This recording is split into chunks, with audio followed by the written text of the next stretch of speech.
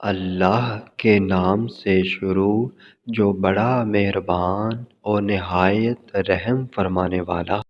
پیارے آقا محمد مصطفیٰ صلی اللہ علیہ وآلہ وسلم نے ارشاد فرمایا،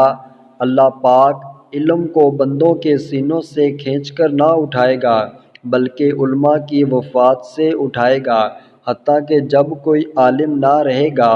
لوگ جاہلوں کو پیشوا بنا لیں گے، جن سے مسائل پوچھے جائیں گے وہ بغیر علم فتویٰ دیں گے تو وہ خود بھی گمراہ ہوں گے اور دوسروں کو بھی گمراہ کریں گے۔ اس حدیث پاک سے واضح طور پر معلوم ہوا کہ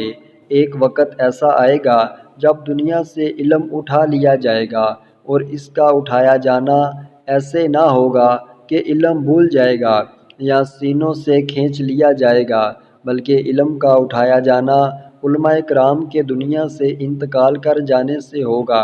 شارح بخاری حضرت علامہ ابو الحسن علی بن خلف المشہور ابن بطال رحمۃ اللہ تعالیٰ علیہ لکھتے ہیں، اس کا معنی یہ ہے کہ اللہ کریم کی یہ شان نہیں ہے کہ اپنی مخلوق میں سے کسی پر علم کا فضل و کرم فرمائے اور پھر اس سے وہ علم واپس لے لے، کیونکہ اللہ تعالیٰ کی شان اس بات سے پاک ہے کہ جو علم اللہ کریم کی معرفت کروائے اور ذات الہی اور رسول پر ایمان لانے کا سبب بنے، وہی علم کسی کو عطا فرما کر واپس لے لے، بلکہ علم کا یہ اٹھایا جانا یوں ہوگا کہ لوگ علم حاصل کرنے کی بجائے وقت ضائع کریں گے۔ زندہ رہنے والوں میں ایسے افراد نہ ملیں گے